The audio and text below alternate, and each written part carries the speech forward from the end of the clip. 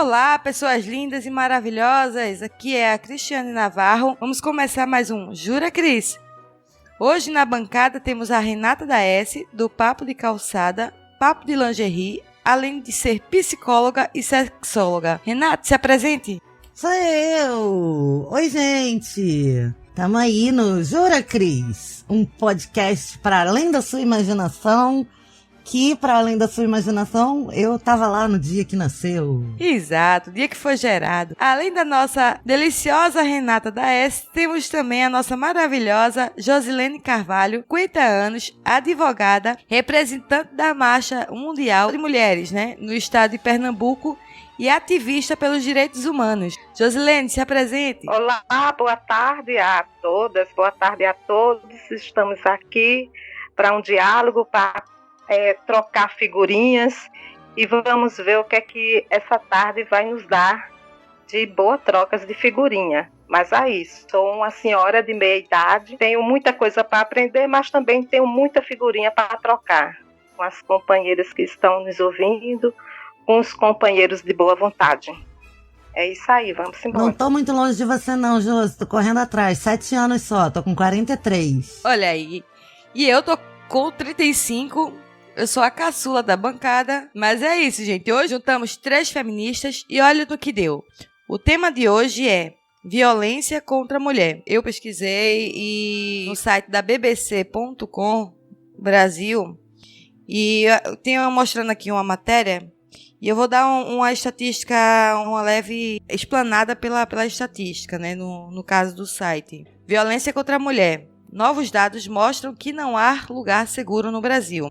Em um sábado de fevereiro, Elaine Carrapós apanhou por horas de um homem que conheceu na internet e terminou a noite com o rosto desfigurado. Dias depois, outro homem foi detido por ejacular sobre uma passageira dentro do trem. Não foram casos isolados. Nos últimos 12 meses, 1,6 milhões de mulheres foram espancadas ou sofreram tentativa de estrangulamento no Brasil, enquanto 22 milhões, numa faixa de 37,1% de brasileiras, passaram por algum tipo de assédio.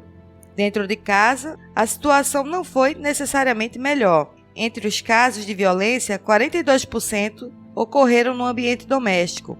Após sofrer uma violência, mais da metade das mulheres, 52%, não denunciou o agressor ou procurou ajuda. Os dados são de um levantamento da Datafolha feito em fevereiro, encomendada pela ONG, Fórum Brasileiro de Segurança Pública, a FBSP, para avaliar o impacto da violência contra as mulheres no Brasil. O levantamento foi divulgado nesta terça-feira, a data está no site, e levou a diretoria executiva do fórum, Samira Bueno, a questionar a existência de espaços em que a mulher possa se sentir efetivamente segura no país.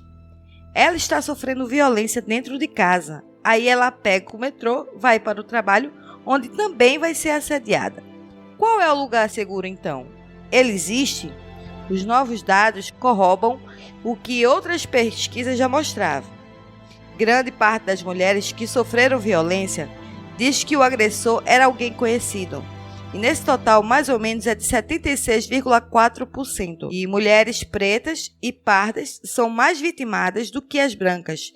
As jovens, mais do que as mais velhas. Então, com essa bancada de peso novamente, a Renata da S, que ela é psicóloga e sexóloga e também é podcast, Papo de Calçada e Papo de Lingerie, eu vou começar contigo, Rê. O que isso impacta no psicológico dessas mulheres?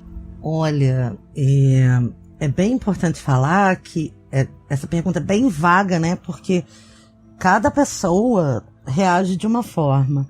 A questão real é a seguinte, no emocional coletivo, todas as mulheres, de alguma forma, já são impactadas pela violência culturalmente. Se a gente parar para pensar, que uma das primeiras questões que a gente conversa quando a gente está conversando com homens para tentar instruí-los sobre serem pró-feministas, sobre serem ajudadores e aderentes à causa das mulheres, é a seguinte: quando um homem anda na rua mesmo que seja de dia ou principalmente à noite, o maior medo que ele tem é de ser assaltado. Quando uma mulher anda na rua, antes de medo de ser assaltada, o primeiro medo que ela tem é de ser estuprada. Então, a vida da gente, ela é diferente da dos homens nesse sentido. Classificar o que é violência ou como é violência, como a violência acontece, não só dentro de um relacionamento, mas numa sociedade, como você colocou aí, a questão do metrô, a pessoa sai do relacionamento abusivo e vai para um mundo abusivo. Isso gera disparos e mecanismos de fuga, de autoproteção, em que, se a gente parar para pensar, as mulheres vivem o tempo todo tensas, porque elas sabem que elas são um alvo objetificado socialmente. Então, não sei se dá pra gente falar num nível individual, porque aí cada caso se desdobra em si mesmo. Mas no nível coletivo, todas as mulheres sofrem ameaças em todo o tempo. Exceto aquelas que nunca saem de casa, mas aí a ameaça chega dentro da casa delas. Então, assim, é muito complexo esse tema e é muito delicado, porque é um sofrimento e é um desgaste psicológico que não tem descanso, né? E, Josilene, você como advogada e como representante da Marcha Mundial de Mulher, e também como uma das criadoras e ativista pelos direitos humanos, numa situação em que a mulher que é agredida, ela se apaixona pelo próprio agressor, como é que vocês lidam com essa situação de, por exemplo, de tentar tirar aquela mulher daquele local, como é que eu posso falar? Daquela situação. Do círculo. Isso. Porque é um círculo sem fim. Às vezes, por exemplo, tem uma pessoa do lado ali sendo agredida, e aí alguém interfere, né? Vamos dizer assim, que é muito, muito raro o caso de alguém interferir hoje em dia. E aí aquela pessoa que defendeu, por exemplo, ela se torna uma pessoa que é mal vista até pela vítima. Porque ela está numa situação ali que ela não está vendo que ela está sendo a vítima da situação. Como é que vocês agem nesse momento? E até muitas vezes elas voltam para o ambiente em que ela está sendo coagida, agredida, está sofrendo a violência. Então, primeiro eu quero abordar o seguinte, que a mulher, quando está em situação de violência doméstica e familiar, ela está numa situação extremamente fragilizada. E as suas relações sociais, a sociedade, a família, ainda perpetua com a linguagem de dizer ruim com ele, pior sem ele. Então, ainda há uma naturalização dessa violência. A mulher que sofre violência doméstica, ou a família como um todo, né? Porque quando se afeta uma mulher, se afeta toda a família, se agride toda a família, onde ela deveria estar mais protegida, que é o lado dela, é justamente no local onde ela está sendo mais afetada no seu direito de viver sem violência. E os dados que você trouxe na leitura, na primeira leitura, você traz um caso de importunação sexual. E bem colocado pela nossa querida psicóloga Renata, da fragilidade, mas também do desafio de uma mulher exercer os espaços públicos. Né? Você trouxe um caso tipificado na lei de importunação sexual, que é a última lei conquistada nas relações de gênero por nós mulheres, que foi em 2018, pela Lei 13.718. Mas eu estou querendo dizer, a partir disso, que nós mulheres, no Brasil, passamos por várias conquistas legislativas. Nós tivemos, em 2006, a conquista da Lei Maria da Penha, a 11.340. Em 2018, em 2015, a gente tem a conquista da lei do feminicídio, que é a 13.104. E agora, em 2018, tivemos a conquista da lei da importunação sexual, a 13.718. E eu estou fazendo esse resgate porque a cada momento nós mulheres no Brasil precisamos de um marco legal para nos proteger e para dizer à sociedade que nós temos o direito de viver sem violência. Isso é positivo, mas, por outro lado, nos levam a uma reflexão de que, a cada momento, a gente precisa de um marco para nos proteger. Isso significa que o machismo, dentro dessa relação de uma sociedade extremamente patriarcal e machista, ela avança a cada momento para dizer que o local público também não é o local desta mulher. E isso se agrava mais ainda quando a gente... Aí eu vou um pouco mais ali atrás, quando eu digo a gente, nós mulheres sofremos um golpe no governo federal. Quando a Dilma sofre esse golpe, a gente diz e a gente aponta como um golpe misógino, né? Porque foi um golpe, eu não estou dizendo que a gente tem que concordar com a política que a Dilma implantava, ou que não discorda. Eu estou dizendo que esse golpe foi um golpe misógino, e ele se reafirma como golpe misógino quando o vice-presidente assume a presidência da República e faz uma fala dizendo que agora sim as mulheres estavam muito bem representadas, que elas eram lindas, recatadas e do lar. Em seguida, a gente, infelizmente, ganha, ou a gente avança, entre aspas, com um governo de Bolsonaro que é extremamente misógino, né? Onde a gente está vivenciando um momento de pandemia no Brasil, onde a gente vê uma ministra que não se pronuncia absolutamente em nada, e onde os índices de violência doméstica e familiar no país, ele aumenta porque as mulheres estão em isolamento social, elas estão mais em casa, mas seus agressores, seus agressos também estão. Então, isso é muito ruim. Josi, sem querer te cortar, só para dar alguns números disso, em São Paulo, a violência contra a mulher dentro do lar, em quarentena, subiu de 20% a 35% em notificações. No Rio de Janeiro, esses números chegam a 50%. No Recife, aí para falar da tua região, eles chegam a 25%. E em todas as regiões do Brasil, se pode tirar uma média entre 20% e 45% de aumento de notificações, fique claro. Não é o número de aumento de casos, necessariamente, porque os casos de violência doméstica são subnotificados pela vítima ou até pelo entorno. Eu queria deixar aqui para vocês uma indicação, se a Cris me permitir, que eu fiz um episódio inteiro do Papo de Lingerie chama Relacionamento Abusivo, sobre a Lei Maria da Penha, que é o terceiro mecanismo de proteção à mulher mais importante e mais completo do mundo. E nesse episódio de 30 minutos eu detalho quais são os tipos de violência que a lei contempla, como essa violência é classificada e para que as pessoas fiquem atentas, inclusive as notificações que podem ser feitas por terceiros anonimamente no número 180. Então, se você está com a gente nessa briga, se você está com a gente na proteção às mulheres, lembre-se sempre de dizer que qualquer pessoa pode ligar 180 para denunciar uma situação de violência contra a mulher.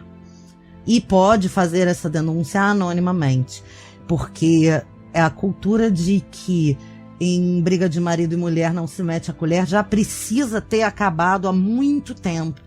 E a gente vai repetir isso aqui para você hoje, e em todo lugar que você encontrar a Josi, a mim ou a Cris, a gente vai aproveitar cada oportunidade para te dizer: diz que 180 e denuncie, porque não é não, e depois do não, tudo é violência. Só para completar o que a Renata falou, houve situações em que eu fiquei indignada, porque eu moro em um condomínio fechado, e aí houve, um tempo desse, casos de violência, né, dentro do condomínio.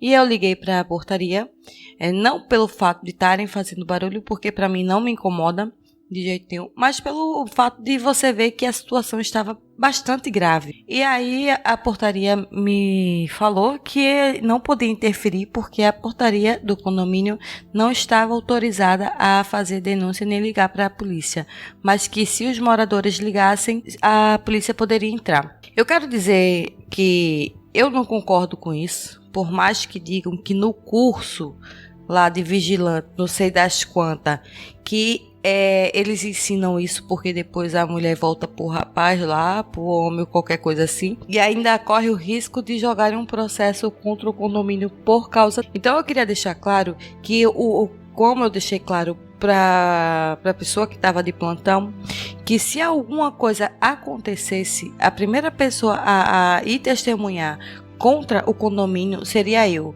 porque isso é uma omissão de socorro. Isso não é questão de escolha da vítima. Quando alguém está em situação de risco, é obrigação de qualquer um ajudar. Não pode ajudar diretamente? Ok, a gente entende. Mas vai para um cantinho mais reservado, liga para a polícia, liga para 180, chama qualquer pessoa. Porque ali poderia estar a sua mãe, ali poderia estar a sua irmã, ali poderia estar uma filha sua, ou uma neta sua, ou qualquer outra pessoa. Eu acho que as pessoas precisam parar para pensar e se fosse comigo? Porque se não a questão ali, os números, né, das estatísticas, a partir do momento que os números virassem nomes próximos à família, eu acredito que as pessoas começariam a ter uma consciência maior de que precisaria ajudar. Não é preciso que alguém morra, ou quase morra, que nem foi o caso da Maria da Penha, para que a gente faça a denúncia e tome posse do nosso direito de cidadão de proteger quem está em vulnerabilidade. Eu não sei se você se lembra em 2018, uma advogada morreu no Paraná, chamada Tatiane Spinzer, depois de cair do 4º andar do prédio, não sei o quê, aí o marido tá preso, ele é indiciado, eu acho que ele já foi até condenado, não sei, mas foi em julho de 2018, depois de mais de 1 hora de agressão, todo o circuito interno do prédio gravou. A polícia esteve na portaria do prédio, mas nenhum vizinho denunciou, então o prédio não pôde ser acessado.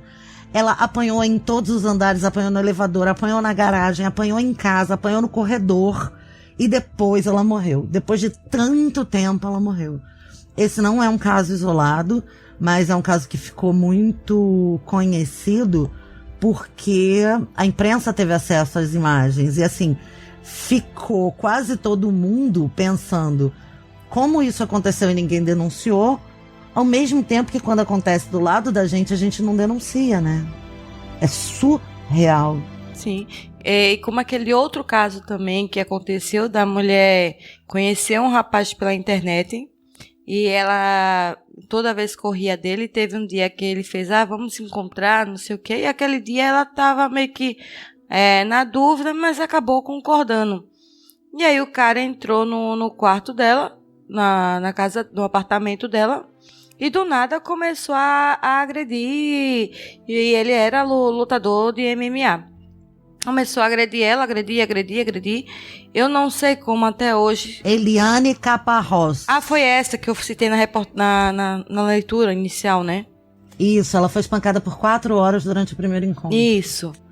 E aí, quer dizer, ninguém escutou, um vizinho não escutou, eu não acredito que um vizinho não tenha escutado.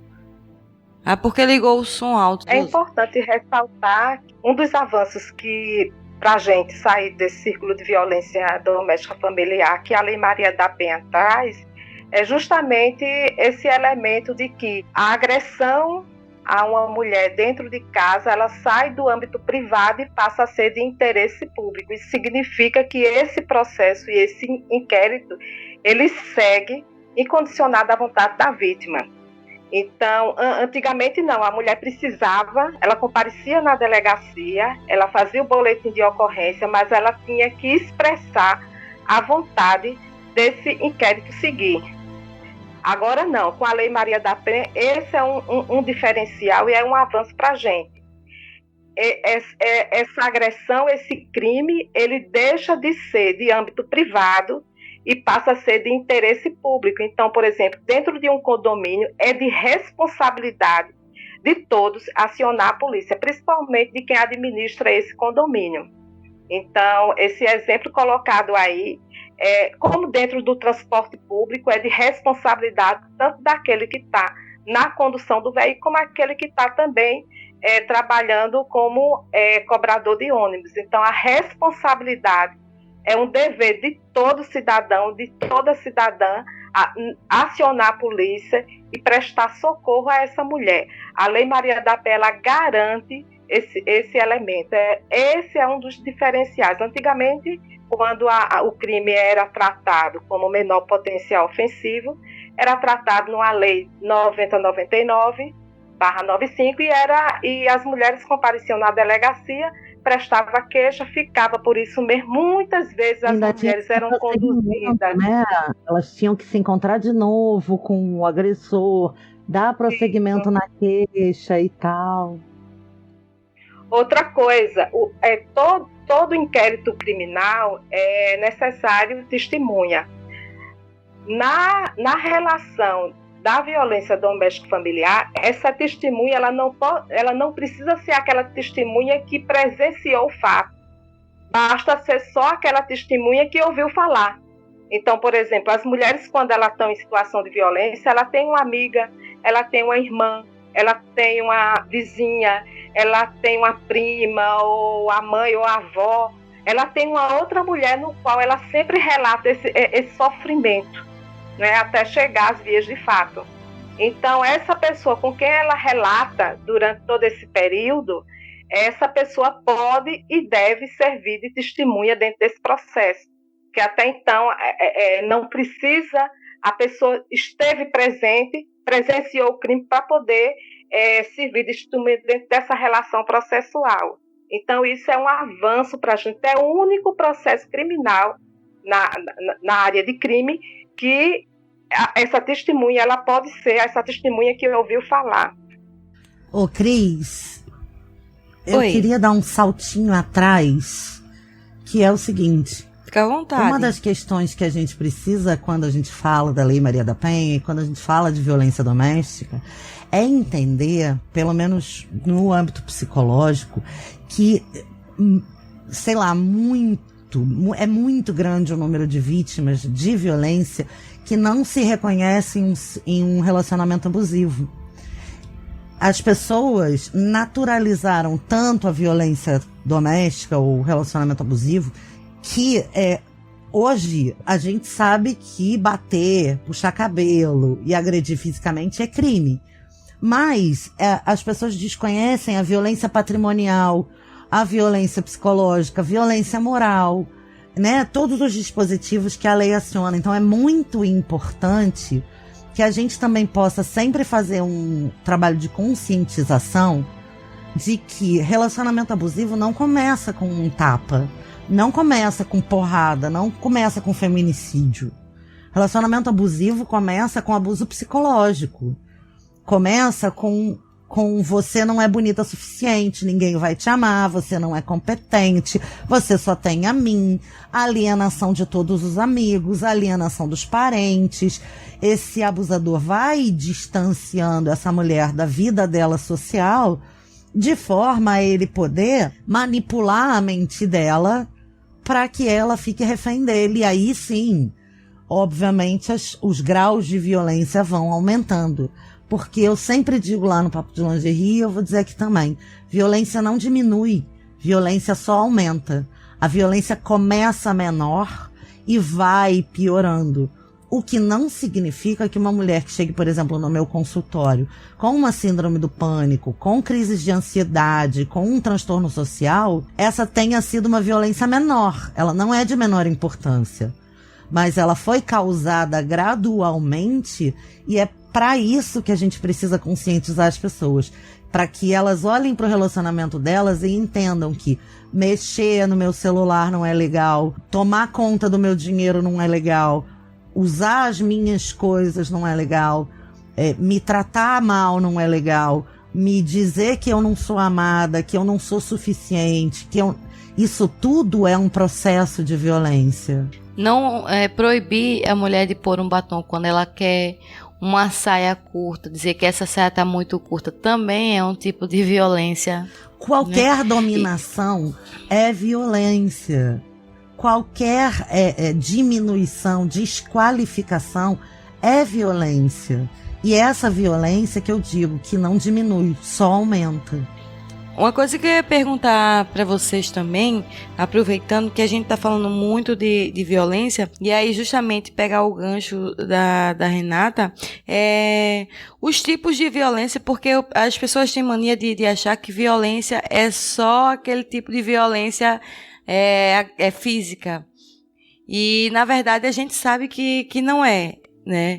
Eu queria que vocês, as duas, explanassem os tipos de violência que existe, que normalmente é tido como comum e que, na verdade, são tipos de violências diárias, assim. Olha, Cris, aqui em Recife foi lançado pela gestão pública, né, pela Secretaria da Mulher da Prefeitura do Recife, um material muito interessante que fala sobre isso, que é o que elas chamam de violentômetro. O violentômetro, ele vai falando exatamente o que a Renata colocou, passo a passo, até chegar ao feminicídio. E esse material, ele aparece assim: quando a mulher tem que ter cuidado, quando ela tem que reagir e quando ela tem que pedir ajuda para não terminar no feminicídio. Então, o violentômetro, ele traz exatamente esse caminho. Então, por exemplo, mentir para a mulher, isso é uma violência. Falar palavras onde baixe a autoestima dessa mulher, isso é uma violência psicológica. E por aí vai, né? Então, esse violentômetro, ele aponta a mulher para a identificação de um relacionamento abusivo, no momento que ela tem que ter cuidado e pular fora, e se ela se identificar em um dessas violências, ela já pedir ajuda ou ela já reagir a essa violência.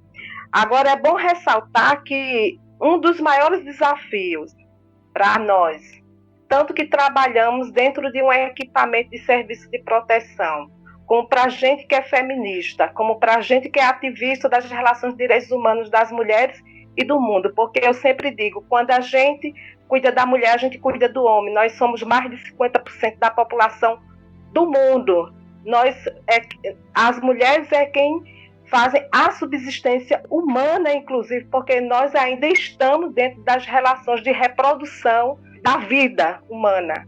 Então, cuidar da mulher, cuidar do mundo, é cuidar das pessoas. Então, um dos maiores desafios para a gente é atender essa mulher, fazer a escuta dessa mulher sem juízo de valores. Porque a gente vive numa sociedade onde, a todo momento, a gente tende a justificar essa agressão. E aí eu vou trazer um exemplo bem recente, não muito recente, mas que vai ser lembrado por todos os ouvintes e por todas as ouvintes. Teve o caso do Neymar, onde aquela mulher saiu com ele e ela fazia a denúncia dizendo que foi abusada sexualmente, que houve um momento de estupro. E essa mulher foi muito questionada.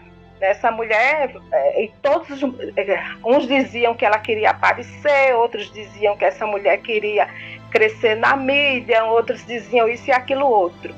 E a Renata colocou muito bem, mesmo ela sendo uma profissional do sexo, em outras palavras, prostituta, mesmo ela sendo isso, a relação contratual que ela fez foi até determinado permissão. A partir dali, se ela disse que não e ele insistiu, é estupro. Então, a gente vive numa relação de sociedade onde todo mundo começa a querer justificar porque aquela mulher estava ali. E é um desafio para nós mulheres, quando eu digo para nós mulheres, que estamos um pouco mais à frente de uma sociedade machista, resgatar cuidar de uma outra mulher que está em situação de violência, porque o sistema o tempo todo tende a justificar essa agressão. O que acontece, para todo mundo entender isso que a Josi acabou de falar, que é fundamental, é o seguinte: a gente, como mulher, à frente desse trabalho e de todo o ativismo feminista, ou de todo o desejo de que as mulheres sejam livres, toda mulher que tem essa causa precisa entender que a única coisa que a gente precisa fazer é tirar o homem do centro do cuidado e botar a mulher no centro do cuidado. Então a gente precisa tirar todo o centro do mundo, do universo, girando em torno do pensamento protetivo do homem, e a gente precisa proteger mulheres. Acredite na sua amiga, acredite na sua irmã, acredite na sua melhor amiga, não julgue a outra mulher, ouça o que ela tem a dizer, porque só ela sabe quanto ela já engoliu para poder falar aquilo que ela está dizendo. Com relação aos 5 tipos de violência doméstica, eu não vou dar spoiler, porque eu quero que você ouça o episódio do Papo de Lingerie, onde eu detalho todos esses tipos. Mas eles são a violência psíquica, a violência moral, violência sexual, violência patrimonial e a violência física, que culmina no feminicídio. Então são esses 5 tipos, e para você entender mais detalhes e como cada um deles acontece... São explicados na Lei Maria da Penha, todos. Exato, o mecanismo de proteção engloba todos esses 5. Só fazendo uma colocação, uma questão do caso Neymar, eu tenho uma visão diferente e a gente tá aqui para debater, para causar, né, debate. Eu acho que no caso específico do Neymar, não é querendo defender ele e nem defender ela. É o que a gente sabe diante da mídia, né? Ela dizia, ela foi uma pessoa que, tipo, os advogados inteiros, vários advogados entraram na causa tentando apoiar ela, e ela era uma, não sei se por questões de traumas psicológicos, ela tentava entrar na causa para defender, e aí ela alegava que tinha vídeos dele abusando dela, porque lógico, quando diz não, é não, ponto. Passou do não e a pessoa insistiu querer ir, já é estupro. Concordo plenamente, eu sou mulher e eu defendo isso.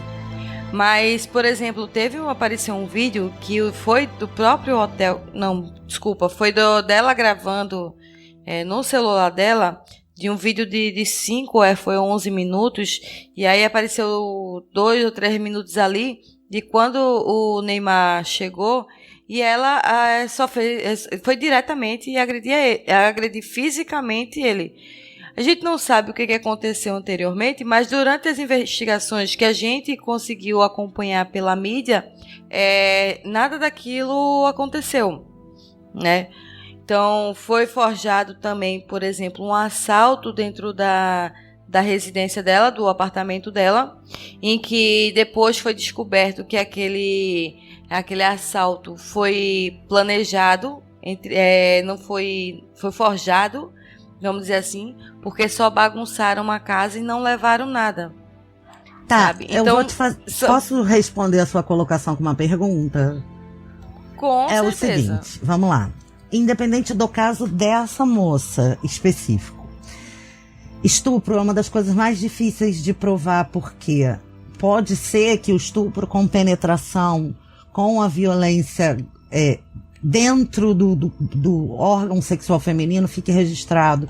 Pode ser que a violência fique registrada no corpo da mulher, através de hematomas, de marcas e de cicatrizes. Mas pode ser que isso não aconteça, porque tudo depois do não é estupro.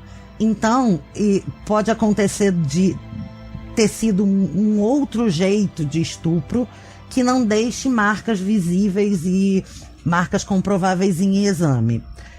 Dito isso, a minha pergunta para você é: sendo o Neymar um homem extremamente mimado pela mídia, adorado por multidões, tendo toda a atenção e poder e dinheiro que qualquer ser humano pode ter na mão, Você acha duvidável o Neymar cometer um estupro? Você duvida da possibilidade de ele não aceitar um não como resposta? Olha, eu, sinceramente, é que nem eu falei, a gente acompanha tudo pela mídia. Sim. Né? A gente não sabe a fundo realmente o que aconteceu. A mesma mídia que idolatra ele. A minha questão aqui eu não consigo ver um cara com todo esse poder, com pouquíssimo juízo e com toda a chance do mundo de apagar qualquer besteira que ele faça. Mas a besteira dentro do, por exemplo, como é que eu posso falar? Do corpo de delito, mas ele poderia ter feito. Nem todo estupro consegue ser provado com provas físicas, é isso que eu tô dizendo. Então, o que eu penso é o seguinte, a gente precisa entender socialmente que depois do não, tudo é assédio ou estupro ou violência. E que, se a gente presume a inocência do cara antes da inocência da mulher, a gente entrou no pensamento machista e a gente entrou no ciclo de machismo que julga o mesmo ciclo que julga que uma mulher que tá de saia curta ou que tá de biquíni tá pedindo pra ser estuprada. É que assim, ó, tento ser, eu não digo que eu sou santa, porque de jeito nenhum longe de mim ser santa, pelo contrário. Eu sou muito da pá virada. Mas não estou dizendo que são todas as mulheres, até porque eu posso falar que eu sofri abuso sexual na minha infância, né? E foi de pessoas conhecidas, foi de um vizinho, que inclusive até depois de anos, eu revi essa pessoa e essa pessoa olhou pra mim e fez: oi, tudo bem? Eu só olhei pra ele e fiz: tu tem ainda cara de pau de falar comigo? Aí ele baixou a cabeça. Eu digo: tu não tem vergonha? Eu acho que você deveria ter vergonha do que você fez. Ou você esqueceu? Porque eu não esqueci. Ele baixou a cabeça e foi embora. Então, quer dizer, pela minha vivência, e por mais que eu era criança na época, e fui agredida analmente, né, no anal lá, eu lembro de tudo o que aconteceu. Então, meio que eu usei essa minha vivência e com todas só retomando ao caso agora Neymar, eu usei essa minha vivência e com todas as informações que eu tinha, não condizia com aquela vivência que eu tinha, mas pode ser que, por exemplo, a vivência que ela tenha tido seja totalmente outra, né? Porque é um cara, como você mesmo disse, de nome, rico, e ela é simplesmente uma modelo, ou profissional do sexo, ou o que seja. E até uma pista boa pra gente, Cris, pra entender isso, é o seguinte: o caso ficou conhecido como o caso Neymar. O centro da mídia, o centro das especulações, o centro do cuidado era o homem. É o que eu falei de tirar o homem do centro do cuidado, entendeu? Isso, sim. Perfeito, Renata. Me permita. E tem outra coisa, que, claro que nós não estamos discutindo o caso Neymar. Nós estamos falando de que o estupro é um crime no qual as mulheres sofrem, não é? E eu quero trazer um dado aqui também bem importante, que é o seguinte: as mulheres casadas são as que mais sofrem estupro. Porque as mulheres que sofrem violência doméstica-familiar, obviamente, elas perdem a libido, elas perdem o desejo sexual. No momento que elas perdem esse desejo sexual, elas sofrem estupro diariamente. E eu jamais posso dizer que essa mulher não sofre estupro. Porque o relato, eu já tive a oportunidade de fazer várias escutas das mulheres, e no quanto esse crime é um crime que afeta a alma da mulher. E o estupro, ele não é só aquela situação onde há penetração. Não, e é isso, é esse estupro que eu tô falando, Josi, que você não vai conseguir comprovar em exame de corpo de delito. Aquele casal que já tem uma intimidade afetivo-sexual, aquele homem não vai necessariamente rasgar a vulva quando penetrar. Ele vai fazer um sexo não consentido, mas sem machucar. E esse estupro, o exame de corpo de delito não comprova. A gente tem que acreditar nessa mulher. E simples assim. É por isso que eu tenho dito e tenho dialogado com as mulheres, com as camaradas e com as companheiras, de dizer o seguinte: para a gente é um desafio muito grande estar dentro de uma sociedade machista, numa relação extremamente patriarcal, e a gente acolher essa mulher sem julgamento. Entender que o relato dessa mulher, o que ela está colocando, é um relato real, é um relato de sofrimento, no qual a gente tem um papel de acolher essa mulher, abraçar essa mulher, dizer a essa mulher que ela não está sozinha e que é possível ela ter um outro caminho. Então, esse é um dos maiores desafios.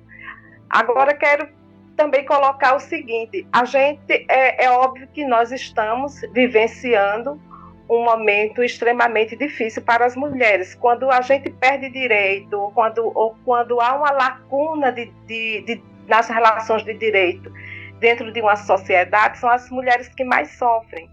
E são as mulheres e as mulheres negras. Porque são as mulheres negras que estão fora do mercado de trabalho, e quando elas estão dentro do mercado de trabalho, elas estão nas relações mais precarizadas de trabalho.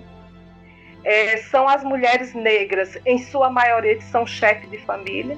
Então, a gente está vivenciando um momento de isolamento social também, onde essa mulher que sofre violência doméstica familiar, o seu agressor está dentro de casa. Como é que essa mulher vai pedir ajuda? Como é que essa mulher vai chegar? Então, veja só, no Brasil nós tivemos, assim que nós iniciamos o isolamento social, um aumento de violência doméstica familiar dentro de casa. Isso a gente está dizendo os casos que foram notificados, mas é muito maior do que isso, porque tem muitos casos que não foram notificados.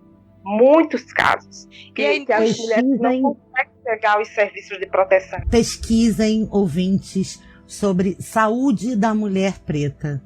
Vocês vão ficar destruídos, como eu fiquei destruída, ao entender que, historicamente, o corpo da mulher preta é tratado como um objeto pertencente à casa.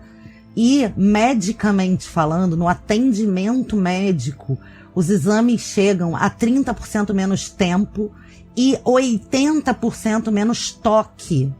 Os médicos não são instruídos, estimulados historicamente a tocar no corpo da mulher preta. Os exames duram menos tempo, têm menos cuidado, porque reza a lenda que o corpo preto, tanto do homem quanto da mulher, tem mais resistência à dor.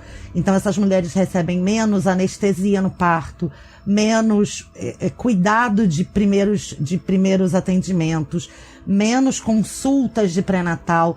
É muito séria a situação da mulher preta no Brasil. Muito. Se o feminismo não englobar o antirracismo, o feminismo não está servindo para nada, nada e nada.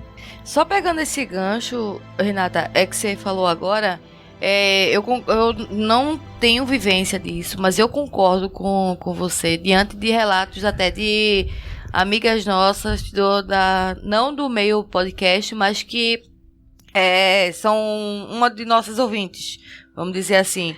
E ela passou por uma situação disso no ônibus, onde o cara desceu do ônibus acompanhando ela e também tentou assediar ela, que ela teve que correr para a delegacia.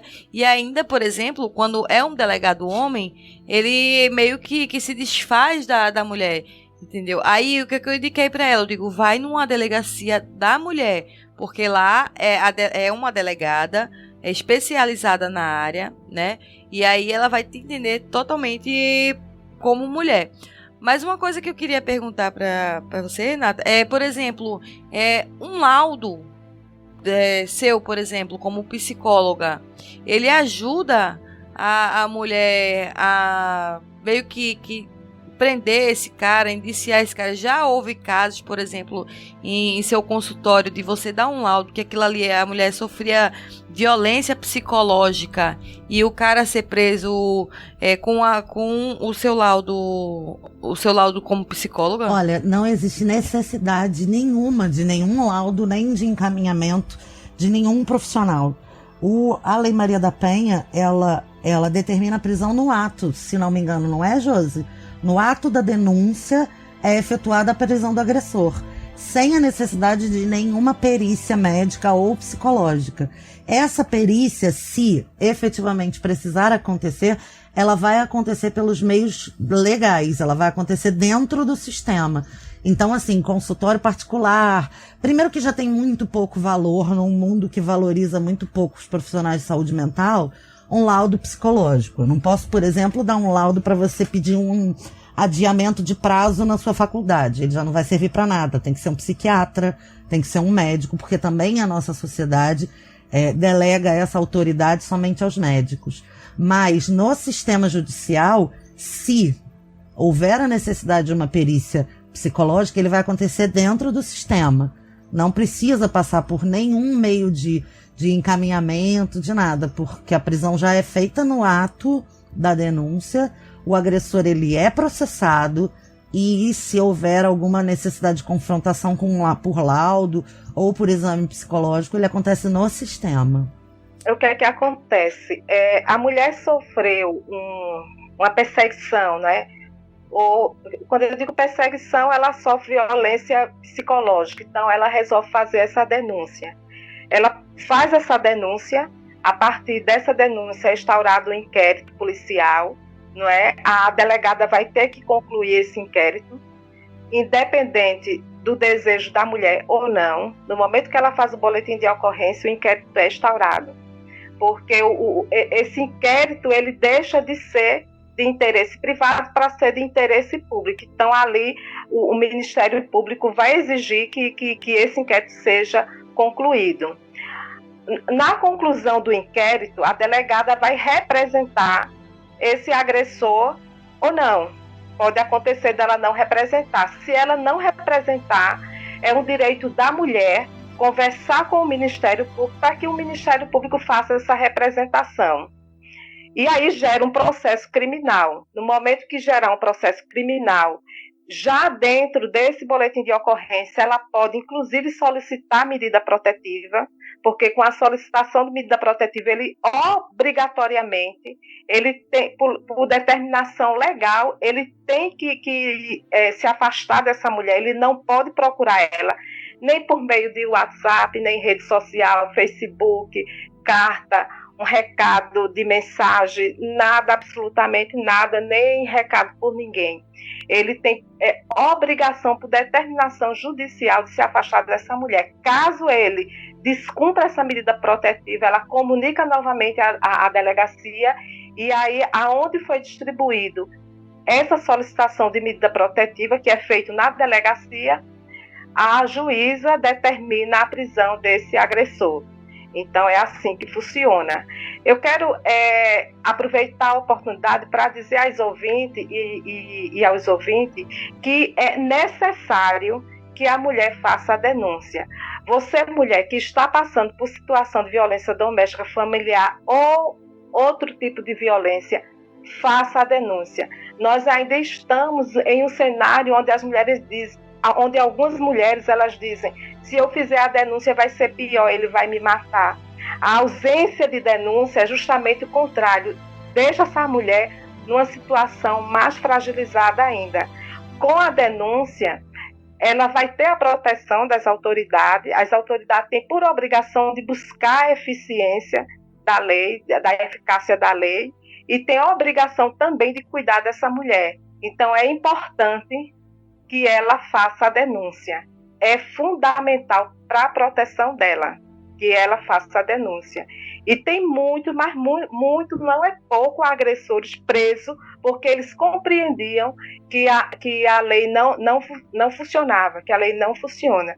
Em relação a laudos da área de psicologia, não é a minha área, mas eu posso dizer que hoje, por exemplo, nós tivemos recentemente uma alteração na Lei Maria da Penha que diz o seguinte: a mulher que passou por uma situação de violência doméstica familiar e teve o seu psico afetado, que em sua maioria tem, é um direito dela buscar um laudo na área psiquiátrica para que ela seja afastada do seu trabalho sem perca salarial. Aquela mulher que trabalha é um direito dela, para ela cuidar da vida dela, para ela se reerguer, refazer a vida dela.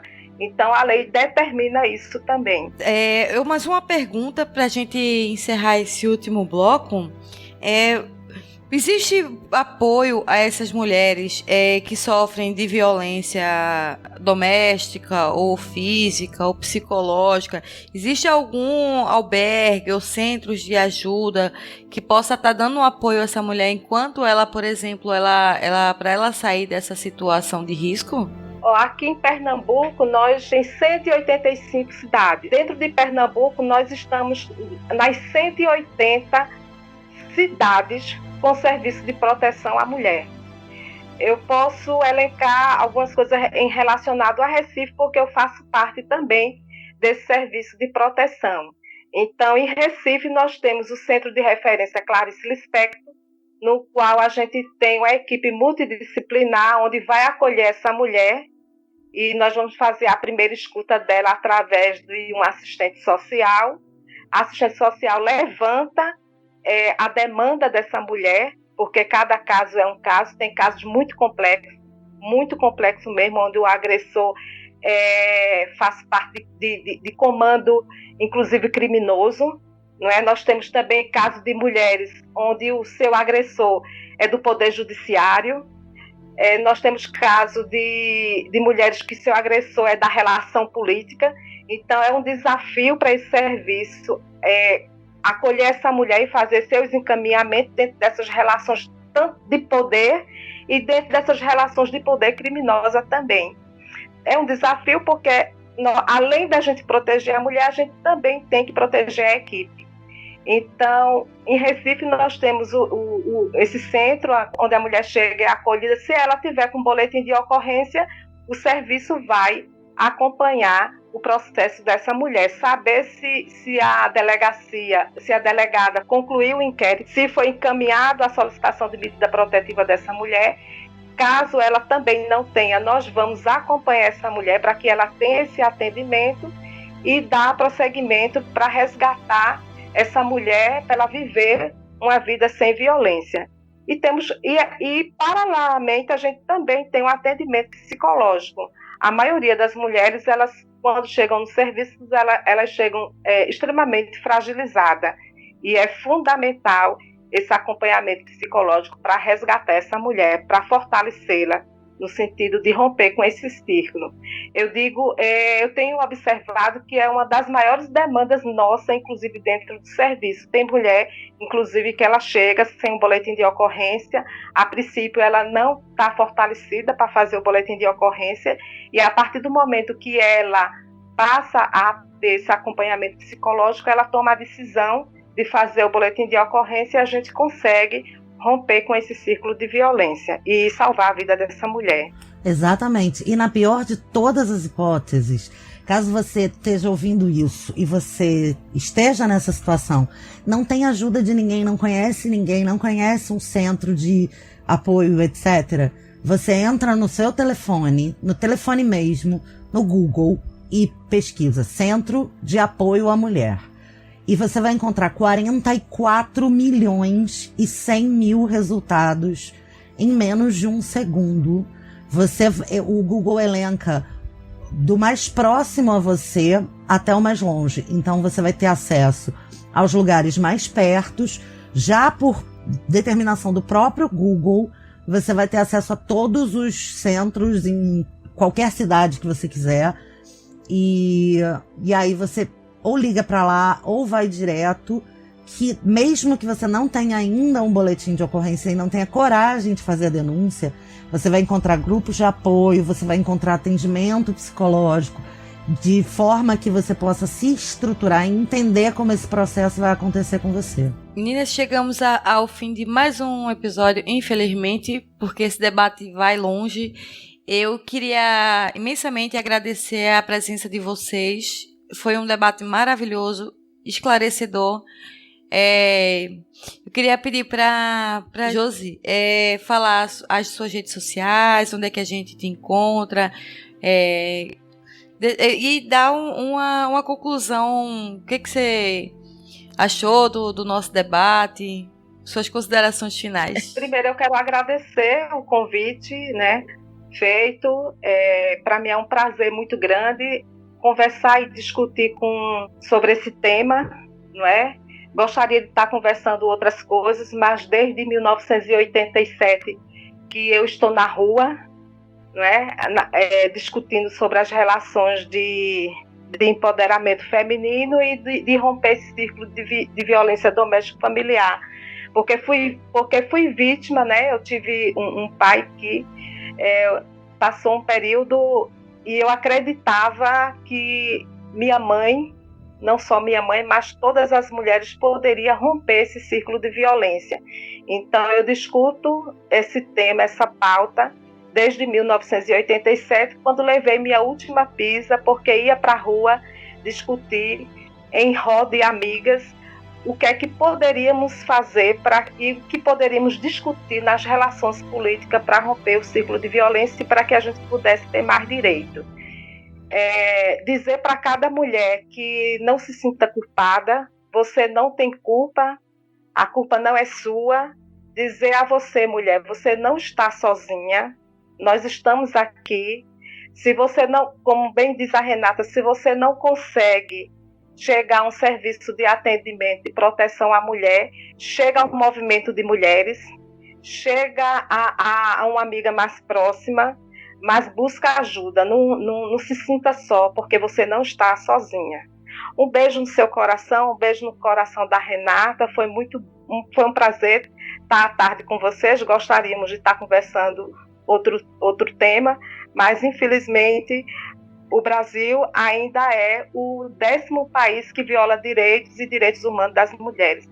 Por isso, nós temos que abordar o tema e temos, mais do que nunca, estar nessa luta. É isso. Renata da S, sua lindona. Oi, amor. Agora suas considerações finais, suas redes sociais, onde é que a gente encontra. Eu sei onde encontro você, né? Mas eu queria que você dissesse pra gente onde é que a gente encontra você e quem quiser fazer uma consulta, como é que faz? Então, vocês me encontram no Papo de Calçada, no Papo de Lingerie, no TV na Calçada, são os 3 podcasts dos quais eu faço parte, no Twitter, Renata da S, e manda mensagem pra Cris se você quiser falar diretamente comigo pra fazer consulta ou alguma coisa. Quero agradecer a Josi. Foi maravilhoso ter esse ping-pong contigo. Adorei. Parabéns pela sua luta. E quero agradecer a Cris pelo convite, por esse convite tão carinhoso e pelo acolhimento. E dizer pra você, ouvinte, que a sua existência importa. Tem muita gente aqui fora que se importa com você. Tem muita gente trabalhando para que você tenha mais direitos. Encontre o seu lugar. Se o seu relacionamento não te faz bem, não te melhora e não faz você exercer o seu potencial, esse relacionamento tá te destruindo, tá te diminuindo. Então, procura um jeito de encontrar quem te faça bem. Amiga, mãe, tia, etc. E um serviço de apoio, porque você vai encontrar todas as ferramentas. O Brasil tem o 3º melhor dispositivo de proteção às mulheres vítimas de violência do mundo. Reforçar o que a Josi disse, a culpa nunca é da vítima. E a última coisa que eu quero dizer é: acredite sempre na mulher. Obrigada, gente. Um beijo. E eu sou Cristiane Navarro e minhas considerações finais de hoje eu fui abusada sexualmente. e complementando como vítima de estupro também na infância, que eu passei muito tempo me achando culpada por aquilo que tinha acontecido. Não fui culpada. Culpada é o doente ou qualquer outra pessoa que está fazendo o ato da agressão, seja ela verbal, seja ela sexual, seja ela física, seja ela psicológica. E não, vocês não são culpados. Quem são culpados são os agressores. Então, vítimas, denunciem, liguem 180, procurem centros procurem centros de atendimento à mulher. Quando não se sentir à vontade em uma delegacia normal, nesses casos eu sempre aconselho a procurar a delegacia da mulher, que é a melhor saída. Vai ter pessoas especializadas lá para atender vocês. E é isso. Meninas, muito obrigada. Foi uma honra enorme trazer vocês aqui. Essa bancada de peso para discutir esse assunto. Cada uma na sua área e também na área geral, porque todas nós somos mulheres e juntas somos mais fortes. Obrigada, meninas. Um beijo e tchau, gente. Este programa é uma edição de Hype Productions.